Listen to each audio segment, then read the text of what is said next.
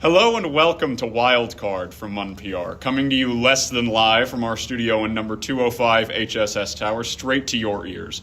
As always, I'm your host, Caleb Lance, and my guest today is one half of UTK-MUN's own Wonder Twins.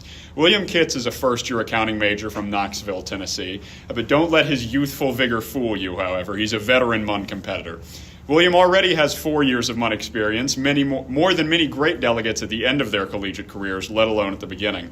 William and his sister Elizabeth are both Vol MUN alumni. Shout out to the Give Me Death Committee at Vol MUN 10. And William hopes to put his experience as a delegate and a communicator to the test in this election. William, welcome to the show. Hello. Thank you for having me. Of course. All right. If you're curious how the interview is going to go, you can go back and listen to the interview with Jack Oliphant. About a minute and a half in, I explain how all that's going to work. All right. So first question, why do you want to be membership chair? So it really interested me at the very first meeting when I was introduced to the idea of the membership chair. I've always been a person to get everyone involved, and I feel like this club specifically can really make its way out into the greater community outside the campus and really connect with other clubs, which are similar to debate and also like international relations. I just really want to grow this club out to be more inclusive and really more available to everyone else. Yeah, definitely. I think that's a noble goal. So the membership chair is largely responsible for all of the club's social events and outings. What is one event or outing that the club has not done that you would organize if elected? And I know you're a first year, so if you say something we've done before you got here, I'll let you know. Yeah, I'm not really aware of what other events you guys have had in the past, but I really want to add a really fun competitive spirit towards MUN and also other clubs. So I really had this idea of intramural kickball or intramural softball or some kind of or flag football even, just we can go and compete against other clubs and make it more fun, togetherness under this idea of competition, just to unite everyone. Also have some team bonding as well. Yeah, we've I think we've talked about doing a kickball team or an intramural kickball team 2 or 3 times, but it's never actually happened. So I would be very eager to see that happen. Yeah. All right, round 1, memories, left, middle, or right? Gotta go with the farthest right. Farthest right. All right. What is a moment with a stranger that made you feel loved? Oh, a moment with a stranger that made me feel loved? I forgot to mention at the start. You do get 1 skip and 1 flip on the personal questions. The skip, we just get a new card. Flip, I have to answer it first. I guess a moment with a stranger. I remember this one time, my junior year of high school, a very long time ago. I was studying for an exam very performatively in a Starbucks. And then this older gentleman was you look very studious right now. And I was wearing my glasses and I was drinking I wasn't a matcha at the time, but it would have been a matcha if it was now. Right. But I was just drinking and doing my work, which I was kind of half studying. But it was I felt nice that I was getting recognition for studying or whatever. But it was really sweet that this guy would really reach out to me and be nice to me out of nowhere. I don't think a lot of people do that now, which I thought it was really nice. Yeah, definitely. Yeah, always nice to have those little moments with strangers. Yeah. So 4 years is a long time to do MUN. How do you deal with MUN burnout, and what keeps you going? I feel with MUN burnout, what I like to do is just go to different committees. I feel just rinse and repeating DISEC is kind of was not the best idea, but I really enjoyed crisis committee. As you mentioned earlier, that was really fun. It was a new experience. The concept of being a character and trying to make your character story arc is super interesting. And I never thought that would be an option for me. And also during my time, I did International Court Justice with the YMCA, which is completely new. Yeah. It's an entirely new thing, which was super competitive. And my sister and I did it, and we got pretty close to we almost won it, which was our first time doing it, and which was pretty insane, which I love. We could implement this somehow now, which I don't know if that's even possible, but it was really fun. But that's how I deal with burnout, just trying new things, going to different committees, changing the topic, really just going out and branching out. Yeah. I know they've had ICJ, I think they had an ICJ committee at one of the conferences last spring. It'd definitely be something worth checking into, especially working with Nathaniel, the vice president, on that.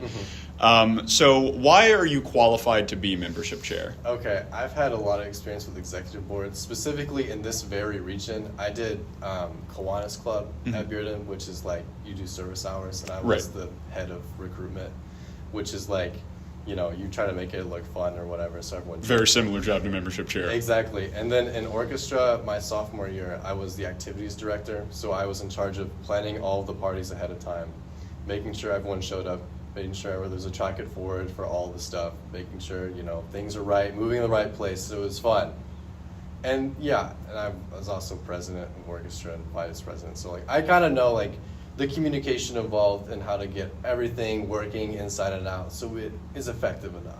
Yeah. I think between the outreach and the party planning, those are the two main bullet points of membership chair. So you got that locked down. Aside from the once a semester engagement fairs, we're not particularly involved with the broader campus community. I know that was something you mentioned wanting to change if you're elected earlier in our interview. So how would you go about doing that? So as I mentioned before, the intramural kickball, but also I feel like as a club, we should go out and do more things in the community itself. Maybe not have a requirement, but as some sort of community service aspect to the club. So people who are in the honors program, people who still need service hours, can go and do this. And also we're kind of engaging with the world and we're not just pretending to be a character or a country. We're actually doing something outside of just the club, which I think, that'll be interesting. We could do I did a bunch of community service this summer. It could be working at UT Gardens, or it could be going to a Hindu temple and learning about different culture and helping out there, doing things that are just not just sitting around and debating. I feel like we actually do things with that stuff. I think that would definitely be a nice change for the club to do something that wasn't just doing debate or drinking. So, all right, that's round 2, insights. Left, middle, or right? Okay, I'll do middle. Middle, all right. Has your idea of success changed over time? I think my idea of success has definitely changed over time. I used to think success was just having the most amount of money and kind of being evil or whatever. Yeah, just, Scrooge McDucking it. Yeah, kind of. I actually did Scrooge McDuck. That was my Canvas profile photo for all of high school was Scrooge McDuck, which is pretty indicative of my idea. I feel my idea of success is a little bit more just having fun with it, with life, I guess, which I read the Myth of Sisyphus by Albert Camus. If you ever read that book, I've not read it, but I'm familiar. I read that my senior year, first semester, low key changed my entire perspective of human existence, which is a little interesting. I thought it was super cool, but I was just have enjoyment with life. Really, I feel being successful is just enjoying what I'm doing as work, which ultimately I want to be a CPA or involved in accountancy at some degree. So I'm doing accounting. So I just want to enjoy that. I think that's my idea of success. Yeah, I think that's definitely at the very least more sustainable than diving into the pool filled with gold coins. Yeah, I would like that though. Who wouldn't? So you went to Volmun this past year, correct? Correct. So as a former delegate of one of our conferences, you've got valuable insight that a lot of us in the club don't. Was Volmun part of your decision to come to UTK? And if it was, what about it convinced you to do MUN with us? Volmun was definitely a reason to join the club and to come to UTK. What was the last part of the question? I completely forgot. If so, what about it convinced you to do MUN with us? It's just really fun. The whole we're raising money for a big charity and you have to do fun stuff a part of it. I was I really had this dream that I'm gonna chair with my sister and we have to do a stupid karaoke thing or get my head shaved I'm off or something. Sure that will happen if you chair. Everybody ends up having to do something. That's a pretty fun part of it. I just like how Volmun is not. It's really unserious. I feel the ones that I would go to are Altman, and the ones in Nashville are super tight knit. Everyone just wants to win so bad. But I feel in Volmun you just have fun and you do ridiculous stuff. Yeah. I feel that's the best part about it. Yeah, I agree. You'll notice it as you travel. It's much the same for college conferences. People don't seem to be aware of the fact that nobody's handing out scholarships for Model UN. Yeah. Everybody treats it like it's a job placement test. Yeah. What do you think is your strongest quality as a candidate, and what do you think is your weakest? I think my strongest quality for being a candidate is I have a lot of time to just reach out and be connected with other people. As a business major, especially as a first year business major, I'm taking coloring book classes. So I have as much time as on my hands to make sure everyone's ideas are being incorporated, making sure there's a great flow of communication and efficiency. I just really want things to go smoothly and everyone enjoys it and everyone wants to come in and have a great time. Yeah, definitely. I think that's a good quality. And your weakest quality as a candidate? I feel like my weakest quality as a candidate is, I feel like at times, if there's too much of an idea and there's too much, like, someone has a really strong opinion and there's like a big like division of question, you could say, I feel like that's when there's an issue of we have to like sort of debate if we want to have this idea and not just be like, I'm just going to table this because this is a stupid idea. But like, I want to make sure everyone's idea is implemented into some degree. Yeah. So a weakness of too much dialogue, I guess, dragging it out instead of like making the decision. Yeah, exactly. Yeah, definitely. That's if you do win, you'll notice that you are certainly not the only person who's ever been on our executive board who deals with that. I think it's something we all struggle with. So what is your best idea for a social theme that we haven't done before? For like a social theme? Yeah, like a theme for a party. I'm really like a guy for like... Okay, sorry about that. We had somebody come into the room. All right, as you were saying. Okay, I think a great idea for like a social event. I feel like MUN movie night would be like very interesting. I don't know if that's already been implemented. We've done it, but it's been a very long time actually. I'd be a big fan of that, or like a New Music Friday, or just like a time where people can talk about their interests. I feel like film in particular is. All right, sorry about that. We had somebody else come in the room. We are in a different studio now. As you were saying again, William. One of the ideas I was thinking about was MUN movie night also. But really, I have a lot of like connections to people who do live music. Mm-hmm. And so I was thinking like an aspect of like live karaoke to some degree, or just like live music outside, like barbecue, like just a really fun, intimate, like outside moment. I feel like that's really the vibe I'm trying to go for. Yeah. For a lot of these social outings. Yeah, definitely. We, I don't know where it is now. I don't think it ever actually belonged to the club. We had a karaoke machine last year that I don't think was used except for one time in like September. It might have just been owned by our previous president. We may not have access to that anymore. But if we do, I think that would definitely be worth looking into.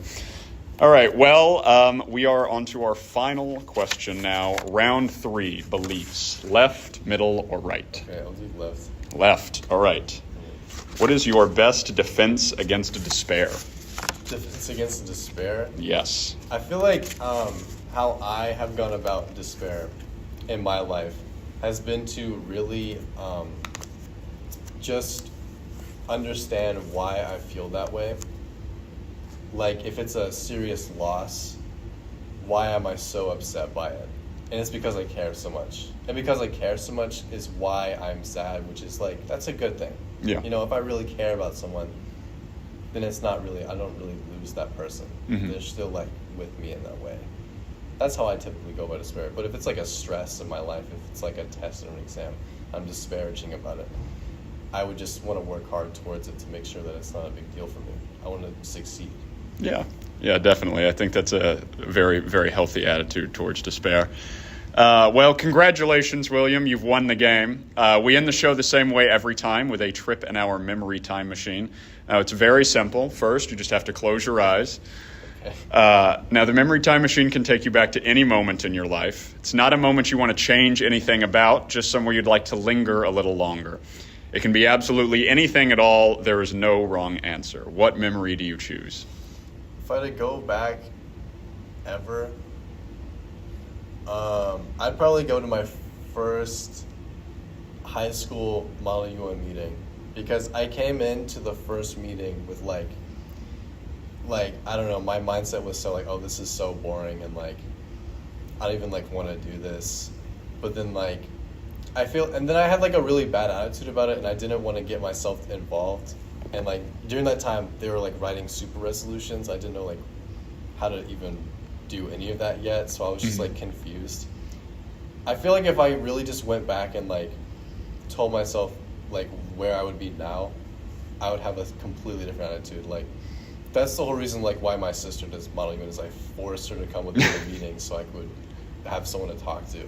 and like we just like connected over that, and that's why we do it now. Yeah, no, that's beautiful. I was curious which one of you had forced the other one to come along first, but we're definitely very glad to have both of you.